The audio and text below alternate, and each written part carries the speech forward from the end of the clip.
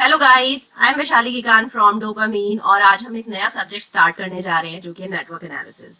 अब ये नेटवर्क कौन से नेटवर्क है? Electrical network. सो आज एक इंट्रोडक्टरी वीडियो और आज हम इलेक्ट्रिकल एनर्जी के बारे में बात करेंगे। व्हाट इज इलेक्ट्रिकल एनर्जी वो हम देखेंगे।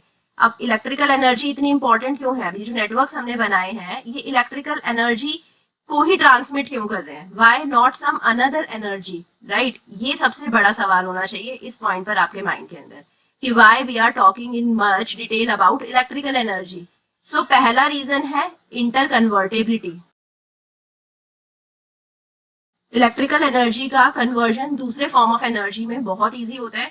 अगर आप अपने सराउंडिंग में भी देखें तो आपके रूम में कोई बल्ब लगा होगा या कोई आपके रूम में एलईडी लगी होगी, वहां पर इलेक्ट्रिकल एनर्जी बेसिकली कन्वर्ट हो रही है लाइट एनर्जी में।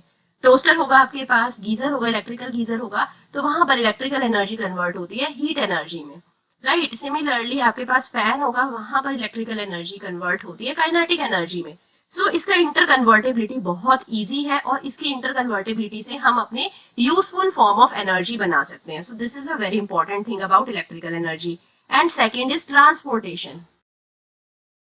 इलेक्ट्रिकल एनर्जी वायर्स की हेल्प से ट्रांसपोर्ट हो जाती है from one location to another very easily. तो आप देखते हैं कि आपके घर के सराउंडिंग में कहीं पर इलेक्ट्रिकल एनर्जी बन नहीं रही है, बट आपके घर के अंदर इलेक्ट्रिकल एनर्जी ट्रांसपोर्ट हो रही है और बहुत रिमोट लोकेशन से भी ट्रांसपोर्ट हो जाती है, तो इसका ट्रांसपोर्टेशन ईजी है। So now coming to one more concept about the electrical energy, that is the electrical circuit. Electrical circuit क्या होता है? ऑब्वियस है, electrical circuit are those circuit जो इलेक्ट्रिकल एनर्जी को कंज्यूम करते हैं और या इलेक्ट्रिकल एनर्जी को यूज करते हैं। तो अब देखते हैं इलेक्ट्रिकल सर्किट बेसिकली क्या करते हैं। ये बहुत सारे टाइप की एनर्जी को कन्वर्ट कर देते हैं, राइट? सो सबसे पहले हम क्या करते हैं, इलेक्ट्रिकल सर्किट्स जो होते हैं उससे हम हीट प्रोड्यूस करते हैं, right? We can produce light with the help of electrical circuit, right? We can produce wind with the help of electrical circuit. Kinetic energy बनाई फैन में तो वहां पर से विंड प्रोड्यूस हो गया। यहाँ पर कुछ केमिकल रिएक्शन करवा सकते हैं, केमिकल एनर्जी प्रोड्यूस करवा सकते हैं with the help of electrical energy from electrical circuit. Electrical circuit से क्या आ रहा है? बेसिकली इलेक्ट्रिकल एनर्जी आ रही है और उसकी हेल्प से हम ये सारे चीजें कर पा रहे हैं, राइट? ये सारी एनर्जी कन्वर्जन हो पा रही है। केमिकल एनर्जी के बाद हमारे पास मैकेनिकल एनर्जी भी हो सकता है। सो electrical energy with the help of electrical circuit can be converted to heat energy, light energy, wind energy, chemical energy, mechanical energy. अब सवाल आता है कि ये जो इलेक्ट्रिकल एनर्जी है वो प्रोड्यूस कैसे होती है? इलेक्ट्रिकल एनर्जी की प्रोडक्शन के लिए भी या तो हमें हीट एनर्जी चाहिए, राइट? तो जैसे कोल को बर्न कर कर हम टरबाइन रोटेट करवाते हैं और इलेक्ट्रिकल एनर्जी प्रोड्यूस करवाते हैं, राइट? सो यहाँ पर ये जो एरो बनेगा, जो करेक्ट एरो बनेगा, इसकी लोकेशन इलेक्ट्रिकल एनर्जी पर आएगी, राइट? सो हीट से हम इलेक्ट्रिकल एनर्जी प्रोड्यूस करवाते हैं। देन सोलर एनर्जी से, सोलर सेल्स आपने देखे होंगे, तो वहां पर क्या होता है, सनलाइट यूज होती है और उससे इलेक्ट्रिकल एनर्जी प्रोड्यूस हो जाती है। विंड एनर्जी, आपने विंड टर्बाइंस देखी होंगी, सो वहां पर क्या होता है, विंड एनर्जी से इलेक्ट्रिकल एनर्जी कन्वर्ट हो जाती है। Similarly mechanical energy, mechanical energy से इलेक्ट्रिकल एनर्जी प्रोड्यूस करवाई जा सकती है। And at last chemical energy.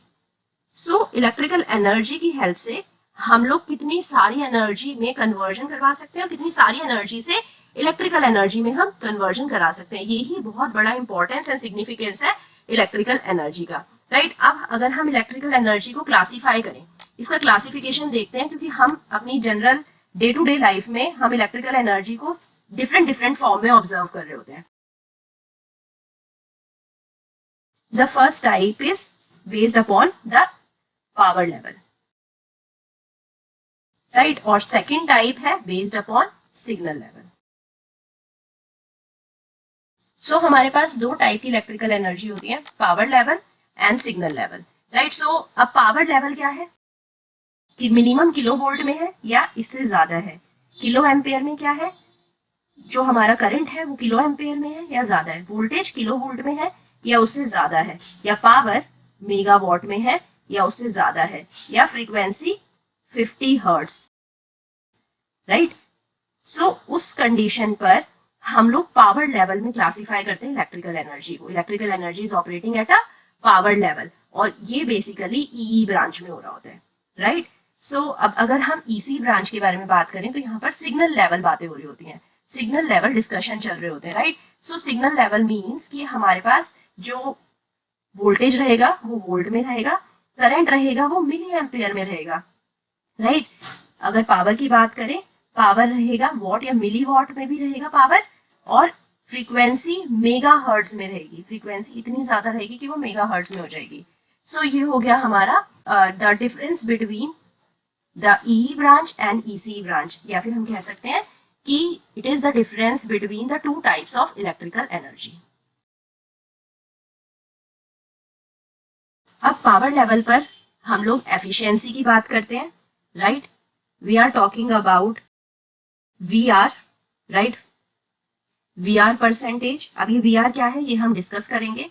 We discuss about cos phi, अब ये फाई क्या है ये भी हम आगे डिस्कस करेंगे।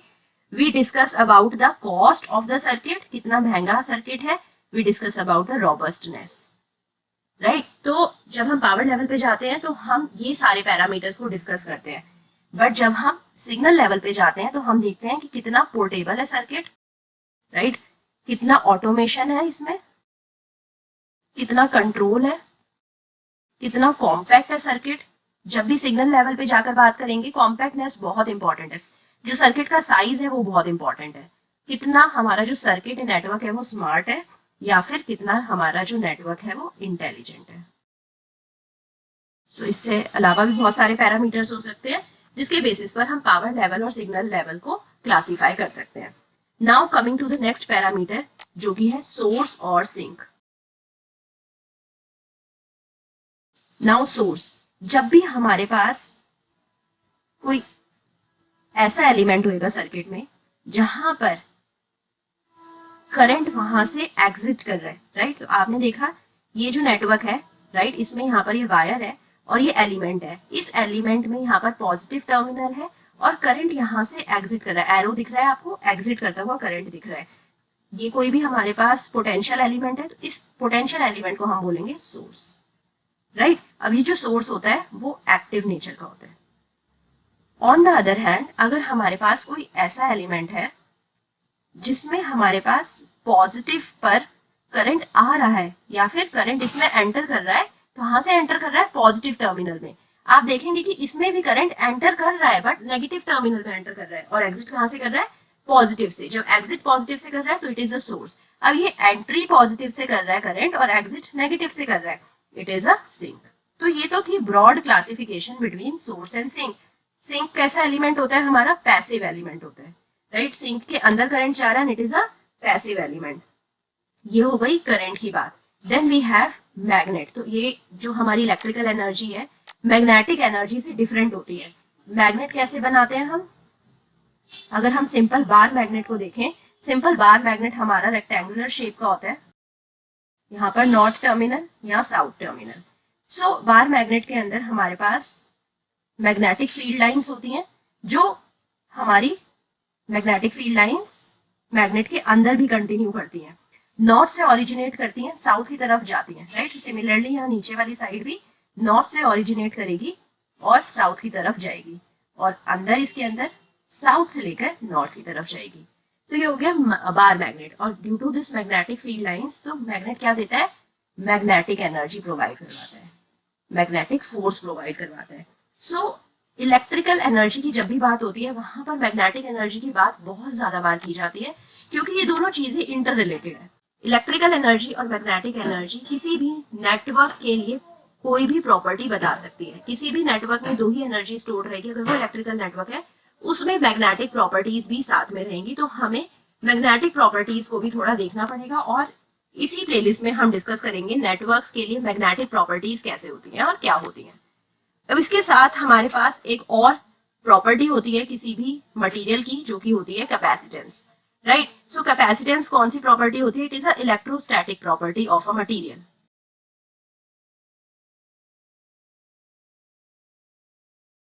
जब भी किसी कैपेसिटिव मटेरियल की बात की जाती है, कैपेसिटिव मटेरियल की वजह से जो करंट प्रोड्यूस होता है वो प्रोवाइड किया जाता है, वो होता है I is equal to C dV by dt. Don't worry, we'll be talking in detail about the capacitors. Capacitor को डिनोट कैसे किया जाता है, this is the representation of capacitor. So ये कैपेसिटर का ये जो सिंबल है ये कुछ ऐसा क्यों है, यहाँ पर कैपेसिटर में बीच में डाइलेक्ट्रिक होता है, राइट। डाइलेक्ट्रिक मीन्स जो भी सब्सटेंस, जो मटेरियल करंट को अपोज करे, राइट। सो कैपेसिटर में बीच में डाइलेक्ट्रिक होता है। तो यहाँ पर आप देख रहे हैं दो लाइंस हैं, इसके बीच में जो खाली रिप्रेजेंट कर रहे हैं वो डाइलेक्ट्रिक, क्योंकि एयर भी डाइलेक्ट्रिक होती है तो हमने यहाँ पर एयर से रिप्रेजेंट कर दिया डाइलेक्ट्रिक को। सो डाइलेक्ट्रिक के अंदर क्या होता है, डाइलेक्ट्रिक के अंदर पोलराइजेशन होता है, राइट। एंड करंट कभी भी कैपेसिटर के थ्रू फ्लो नहीं करता है। सो जब भी हम कैपेसिटर की बात कर रहे हैं, current will never flow through capacitor. Why? Because of dipoles, right. तो यहाँ पर क्योंकि बीच में ब्रेक हो गया है, डाइलेक्ट्रिक है बीच में, तो डाइलेक्ट्रिक के थ्रू करंट मूव नहीं कर पाएगा, और करंट कभी भी यहाँ पर से हम ऐसे फ्लो करते हुए नहीं बनाते।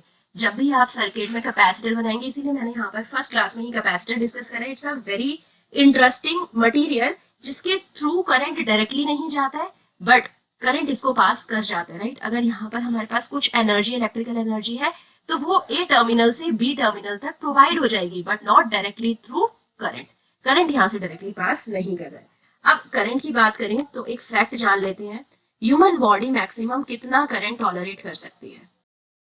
It can bear a current less than equal to 10 milli ampere.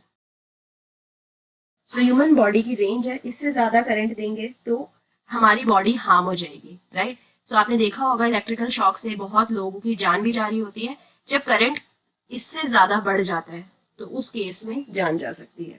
In the next class will be discussing about circuits and network. हम देखेंगे सर्किट क्या है, नेटवर्क क्या है, और नेटवर्क के कुछ कंपोनेंट्स या एलिमेंट्स डिस्कस करेंगे। So stay tuned for the next class. Till then, bye bye, take care.